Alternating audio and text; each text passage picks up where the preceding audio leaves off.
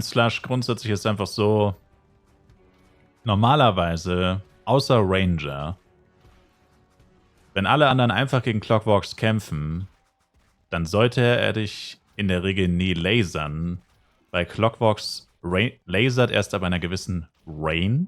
Das heißt, wenn du zu weit von ihm entfernt stehst. Und das heißt, Billposter, Jester, Blade, Knight etc. Eigentlich alle außer Ranger. Ich meine, theoretisch Psy und Elementor, aber mit Psy und Elementor macht man keinen Clockworks, weil die zu wenig DPS haben in der Regel. Und was einfach auch zu anstrengend ist im Verhältnis.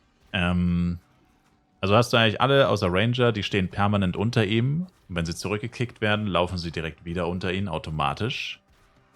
Fertig. Das heißt, du stehst immer unter ihm und du bist niemals in der Reichweite vom Laser. Aber ich bin heute und vorgestern sehr wohl am Laser gestorben. Und zwar mein Billposter und mein Jester-Team, die sterben schon manchmal am Laser. Aus Gründen.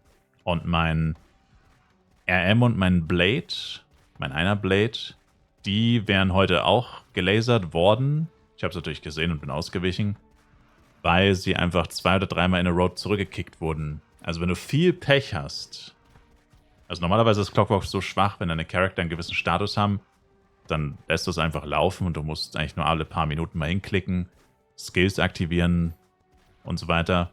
Aber musst jetzt nicht aktiv dabei bleiben eigentlich, also du könntest währenddessen auch duschen oder Staubsaugen oder keine Ahnung was. Aber es gibt dann natürlich trotzdem den seltenen Fall, dass du, wie gesagt, 2, 3, 4 Mal hintereinander weggekickt wirst. Und dann besteht halt schon die Chance, dass wenn er dich direkt in dem Moment nochmal anvisiert, bevor du wieder unter ihn laufen konntest, dass er dann schon lasert. Und wenn du dann auf Autopilot bist, und wie gesagt, das passiert bei mir halt leider auch ab und zu mal, dann stirbst du halt. Eigentlich sollte es nicht passieren, und es passiert eigentlich auch wirklich sehr selten. Außer, wie gesagt, Ranger. Bei Ranger würde es jedes Mal passieren, deswegen mache ich das auch nicht mit Ranger. Ranger ist nicht in meinen CW-Teams enthalten, weil ich sie halt nicht aktiv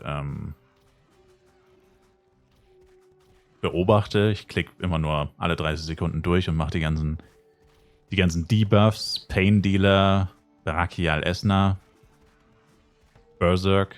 Die ganzen Sachen, die man immer wieder aktivieren muss, um sein Damage zu erhöhen. Und Link Attack natürlich. Aber an für sich ist das alles auf Autopilot und funktioniert, wie gesagt, eigentlich auch sehr gut. Aber wenn es halt mal nicht funktioniert, dann ist es halt recht ärgerlich. Juckt mich momentan nicht, weil ich habe Rest Scrolls. Und da verliere ich keine XP. Wenn ich jetzt keine Rest Scrolls hätte, dann wäre es schon ziemlich ärgerlich, weil dann würde ich da jedes Mal 3% verlieren. Mit einem meiner beiden Chars, also höchstwahrscheinlich mit dem Billposter, weil der Billposter könnte dann den Jester wiederum resten. Also wäre dämlich mit dem Jester 3% zu verlieren. Aber, ja.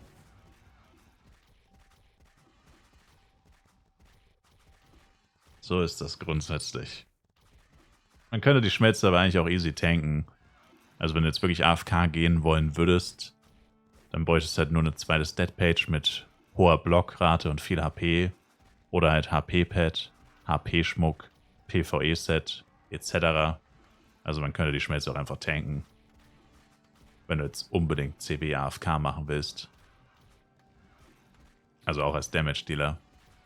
Also wenn du auf 100% sicher gehen willst, dass du nicht stirbst, dann müsstest du halt nochmal gucken, wie viel du brauchst, um die Schmelze zu tanken.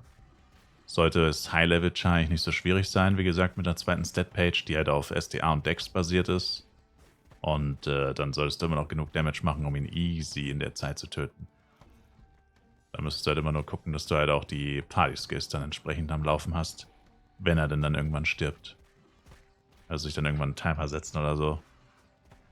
Wenn man weiß, wie viel Damage man macht, weiß man ja genau, wann er stirbt. Oder ziemlich genau. Dann könntest du halt nach 20 Minuten wiederkommen und dann auf einen Chars oder auf einem Char Dropskills aktivieren, wenn es dann für alle gilt. Ja, also auf jeden Fall eigentlich kein großes Problem. Eigentlich. Aber Ausnahmen gibt es halt immer, ne?